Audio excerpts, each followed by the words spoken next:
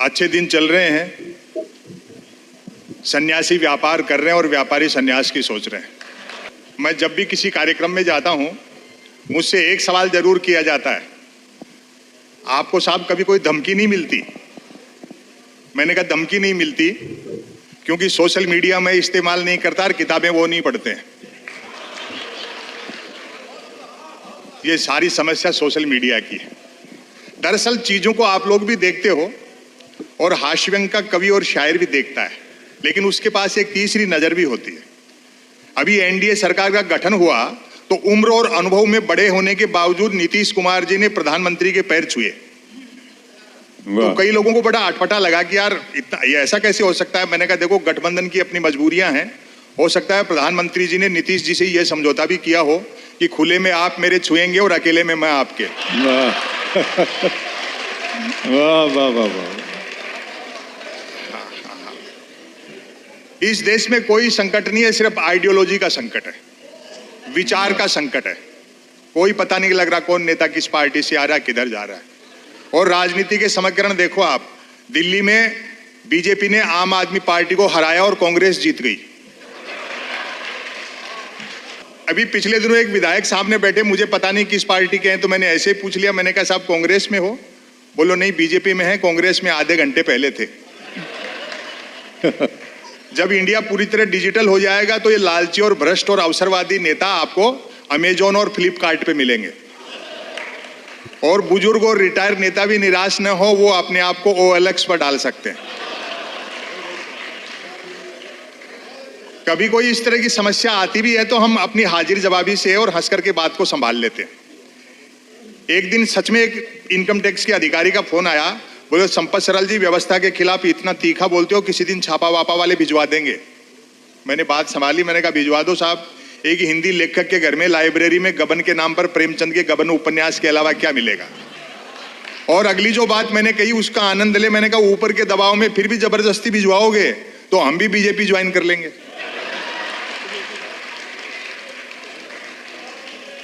शाम को जिसको चोर कहते हैं, जेल भिजवाने की धमकी देते हैं, सुबह उसको माला पहना करके अपनी पार्टी में ले लेते हैं। शायद यही प्रधानमंत्री की उज्ज्वला योजना है। मैं दो छोटी छोटी रचनाएं, एक मिनट की, दूसरी 1.5 मिनट की सुना करके अपनी जगह लेता हूं। रचना का मैं शीर्षक पढ़ देता हूं, उसी से आप समझ जाएंगे क्या होने वाला है।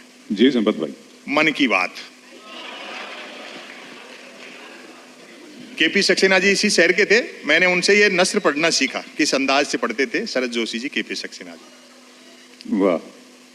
कोई कुछ भी बात करे, बात कुल 2 ही प्रकार की होती हैं, एक काम की बात और दूसरी मन की बात। यदि आप मेरी इस बात से सहमत नहीं हैं तो फिर आपकी अलग बात है। यूं तो बात काम की हो या मन की होती, दोनों बात ही हैं, लेकिन दोनों में बेसिक डिफरेंस ये होता है कि काम की बात में मन नहीं होता और मन की बात में काम। बहुत अच्छे, वाह वाह वाह वाह वाह वाह। असल में तो मन की बात की ही इसलिए जाती है ताकि काम की बात नहीं करनी पड़े। क्या कहना। मन की बात कुछ कुछ वैसी ही होती है जैसे सदैव 2 व्हीलर चलाते रहने वाले के कभी 4 व्हीलर हाथ लग जाए तो वह खाली सड़क पर भी हॉर्न बजाते हुए चलता है। मन की बात एक तरफा होती है, जैसे देवता वगैरह मूड आने पर आकाशवाणी कर दिया करते थे। मन की बात एक प्रकार का मौखिक प्रसाद होती है, जिसे पाने के लिए भक्तों को हाथों की बजाय कान फैलाने होते। यदि भूले भटके मन की बात किसी विषय पर आ भी जाए तो भी कोई माई का लाल अंत तक नहीं पकड़ सकता कि मन की बात आखिर हो किस विषय पर रही है। वाह वाह वाह वाह। काम की बात अपने काम से काम रखती है, जबकि मन की बात का प्रचार करना पड़ता है कि इतनी तारीख को इतने बजकर इतने मिनट पर मन की बात होगी।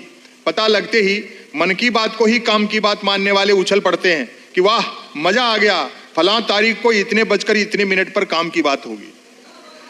काम की बात सुनी न जाए तो अच्छी खासी काम की बात भी मन की बात होकर रह जाती है, जबकि मन की बात को सुनने वाले मिल जाएं तो बात कोरी मन की बात होने के बावजूद बड़े काम की बात हो जाती है। अब व्यंग देखें आप, वैसे सुनने वाले नहीं मिले तो मन की बात दीवारों से भी की जा सकती है, व्यंग पे आपकी दाद उठेगी।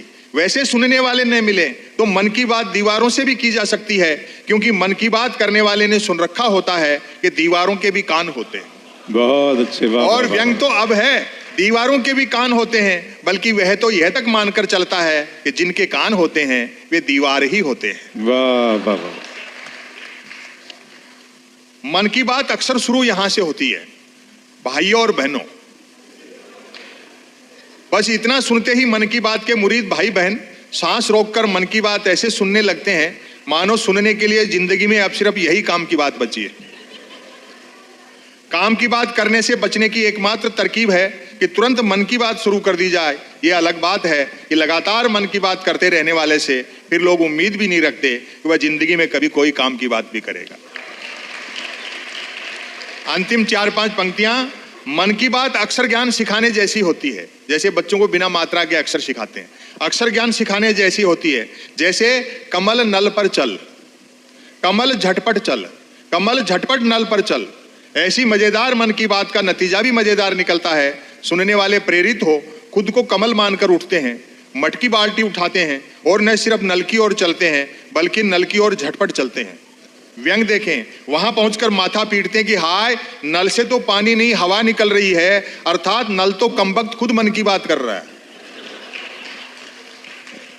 श्रोताओं के इस रिएक्शन से प्रभावित होकर मन की बात करने वाला तुरंत अपनी अगली मन की बात शुरू कर डालता है, कमल घर पर चल, कमल झटपट चल, कमल झटपट घर पर चल। मन की बात करते रहने वाला अनजाने में भी काम की बात नहीं करता। वह जानता है कि काम की बात करने से सब काम में लग जाएंगे, तो फिर मन की बात कौन सुनेगा। लेकिन हमारे यहाँ राजस्थानी में एक कहावत है साहब, 2 आदमी कभी भी जिंदगी में नहीं मरते, एक तो उसके गीत हों और एक उसकी भींत हो। भींत हमारे यहाँ कहते हैं दीवार को, या तो किसी के नाम पर कोई स्मारक हो या जिसकी कोई रचनाएं हो, लिखा हुआ हो, वो आदमी हमेशा अमर रहता है। क्या कहने सब, वाह वाह वाह। तो उनकी मोहब्बत में आप लोग यहाँ आए हो। मीडिया के लोग बैठे हैं क्या यहाँ?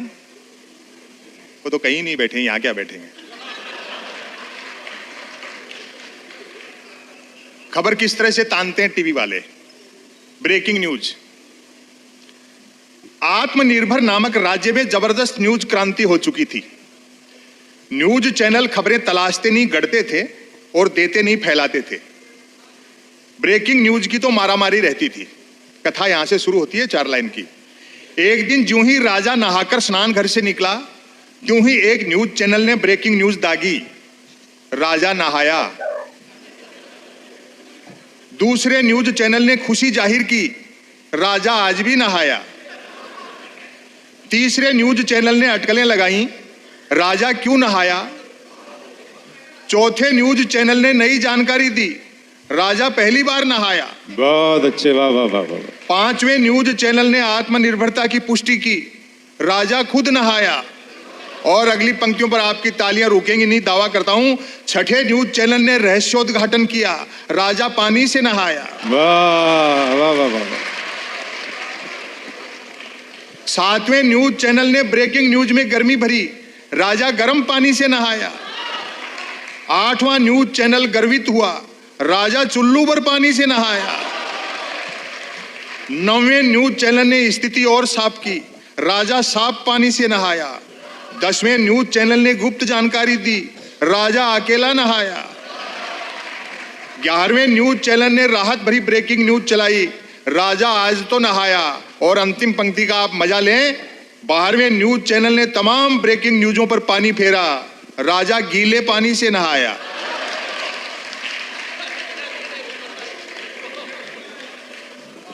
बहुत अच्छा आपने सुना।